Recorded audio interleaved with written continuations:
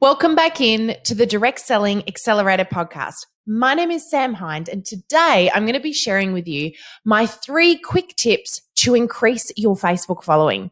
That's right, the frequently asked question, how do I get more people to follow my page?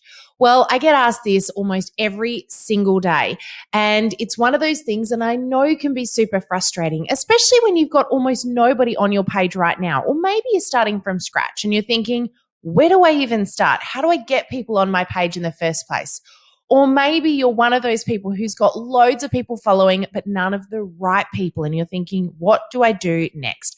Well, I've got 3 really super powerful things that you can do to help you no matter where you are starting right from the very beginning, or whether you've got a big following and you want to reach more of the right people. Are you ready? Let's dive in.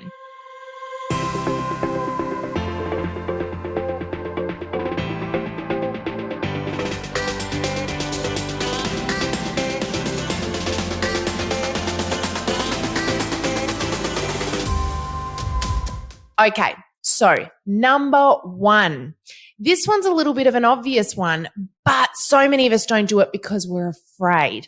So you would have heard me speak a lot of times around not pestering family and friends in the direct selling industry, and I 100% stick by that. I believe that our family and friends shouldn't be hounded with our business. Just because we're excited about the business doesn't mean that they are. However, your family and friends love you and support you. And when you start a business, they've got your back. They may not want to buy from you, and they may not want to have your product rammed down their throat or the business hammered onto them. However, they are the sorts of people that are going to get behind you on social media before anybody else does.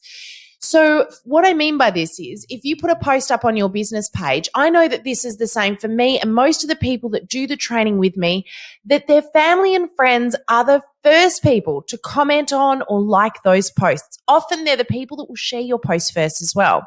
So even though they're not the people that are likely to necessarily become customers tomorrow, although you may be very surprised, they are going to be the people that get behind you. So my suggestion here is, number 1, make sure that you invite your family and friends to follow your business page on social media. So get in there and check your invite option frequently, because there's a little trick here. Facebook won't actually allow you to invite someone more than once every 6 months. So you can't possibly annoy them with invites all the time. So if you're thinking to yourself, I don't want to jump in there and invite more people to follow my page because I've done it recently, it's fine. The option to invite family and friends that you've already invited within the last 6 months simply won't appear. It will only give you the option to invite people you've never invited before, people that you invited 6 months ago and didn't accept the invitation, or anyone that you've friended within the last 6 months. So super easy to do. And remember as well that not everyone sees the notification when you invite them. So if you think to yourself, I'm pretty sure that I invited Nana to follow my Facebook page 6 months ago, and I don't want to ask her again because she obviously didn't accept it before, it may simply be that she didn't see the notification. So don't be afraid to tick that button again and invite her to follow your page. It's not intrusive, and it's a really great way to get those people that do back you and want to support you across to your Facebook page.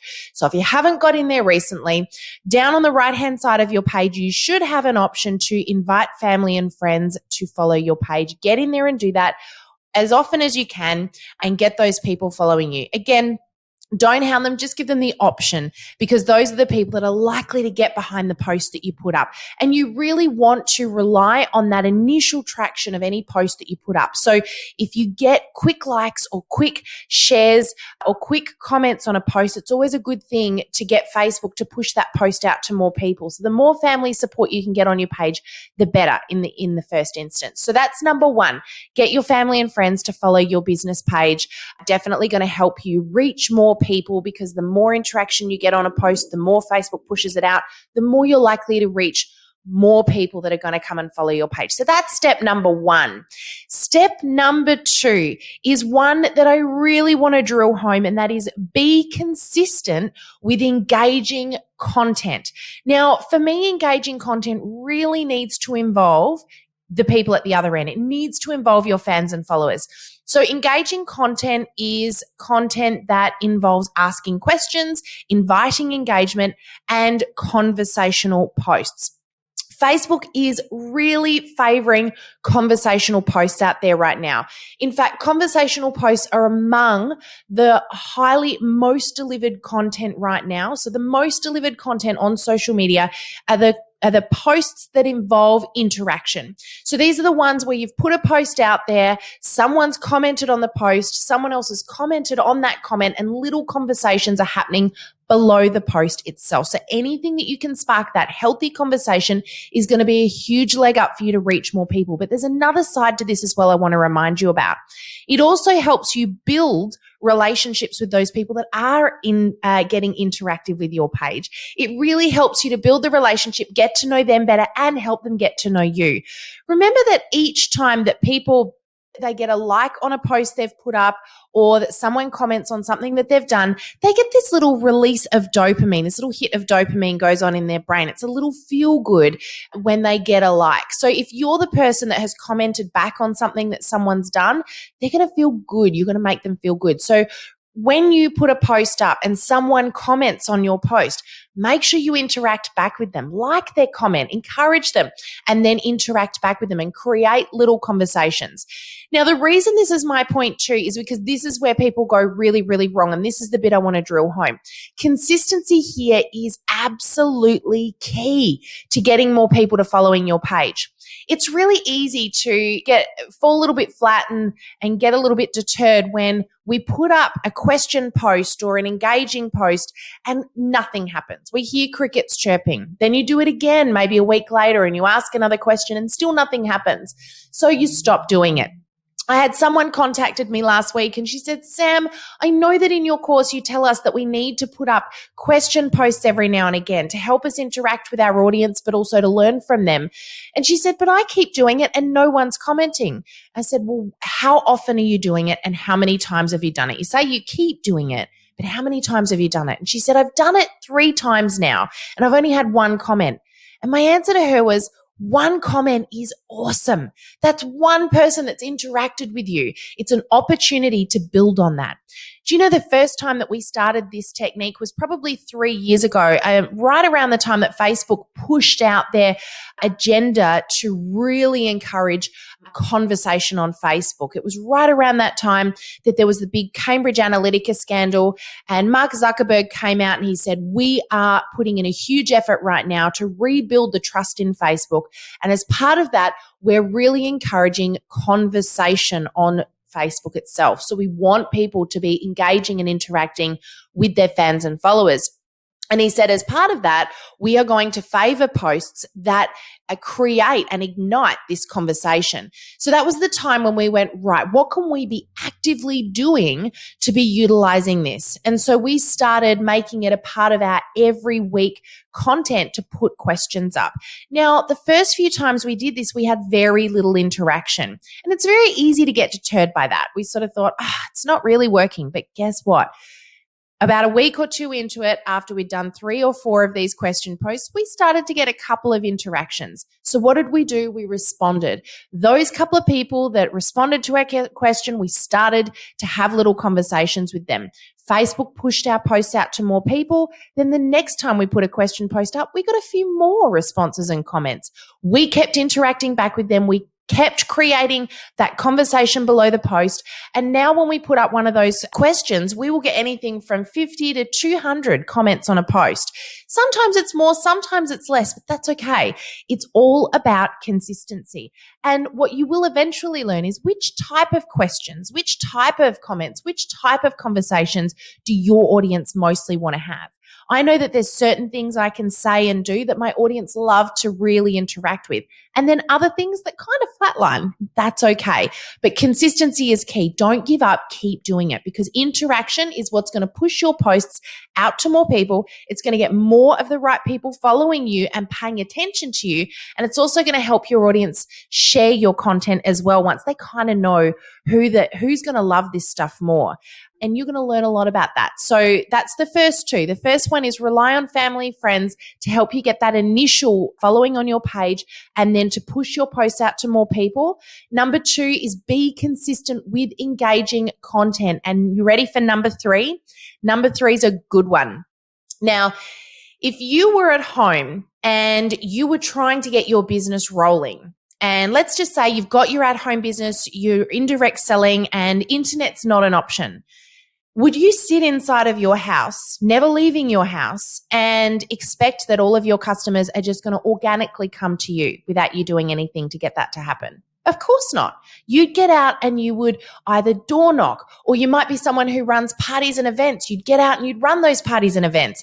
You go to networking opportunities. You'd talk to people at social gatherings and even in the street, or when you go to your local cafe and someone comments on your amazing top or your beautiful lipstick color, you would tell them, it's my business. Would you like one? You would have those conversations with people. You would start that interaction with them face to face. So why is it that when we're on social media, we treat it completely differently? We sit inside of our business page and we think, I'm just going to wait for everyone to come to me, and then I'm going to get mad when they organically don't find me out of the blue. Guys, you've got to get outside your page. So my tip number 3 is get outside your page. Network outside of your page. And there's a few great ways you can do this. The first is, if you've got customers that have got their own business pages, get out and network with those, comment on their posts, and do it as your business page, so that remember, every time you comment on anything on social media as your business page, your little logo, your little profile picture, and your page name goes with it. So even though you're not actively promoting your business, your products, your services, you are going to be inadvertently promoting your business, because people will see that profile picture, they'll see the business page name, and eventually you might create some curiosity that way. But more importantly, what you will do is you'll show people that you're going to get out and support people outside of your page, you're going to network outside of your page, you're going to reach more people, and you're going to create that curiosity as a sidestep. So here's what you can do with this. You can get out, you can network with customer pages. You can go to groups. Groups, many of them now will allow you to join as your business page. Not all, it's a setting when someone sets a group up, but many groups will allow you to join as a business page, which means that you can then comment within that group as your business should you wish to.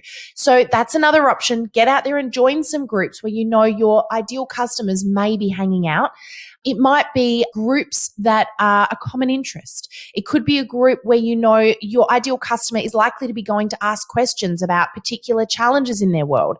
It could be a group that is relating to your business specifically. It might even be a group that you set up that draws people in that are your ideal customer. Another thing that you can do is find other business pages or even networking pages that are likely to reach more of your ideal target customers. So get out there and network on social media. There are so many different places you can go, even events. Get curious, get out there, have a look at what's out there, and don't stay within your business page. Maybe just spend, and this is something we teach within our course, is that you get out and spend maybe 5 minutes a day finding yourself something to go and comment on that's outside of your page. Find someone to connect with outside of your page. There are loads of ways you can do this. It could be simply commenting on an individual's post. It could be interacting in a group, but get out there and network just like you would if you were in person and internet wasn't even a thing. Just remember that if you're not getting outside of your page, you can't expect people to organically find you. There's over 2 billion Facebook profiles out there worldwide. You aren't going to stand out if you don't get out there and tell people who you are and draw them back into you.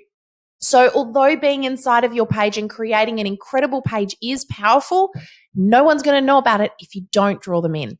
So there's my 3 quick tips for today to grow your Facebook following. I promise you, if you are consistent with these things, you absolutely will grow your following. So tip number 1 was family and friends. You may not want to hound them, but they do support you and love you, and they're most likely to comment on and like your posts before anybody else. So make sure that you're inviting them to your Facebook business page and give them the option to follow you. Number 2 is be consistent with engaging posts, including question posts and conversational posts. And number 3 is get out of your page. Spend a little bit of time each day or each week networking outside of your business page. I hope those 3 tips have made a little bit of a difference for you. I hope that they help. And more importantly, I hope you can see that little steps can actually make big differences. I don't want social media to be overwhelming and challenging. Social media doesn't have to be that complex and that difficult. And really, it's just learning to socialize with people in a slightly different way, using a slightly different method. So keep the human element going, get out there and have a go, interact with people. And I look forward to hearing how you go with it.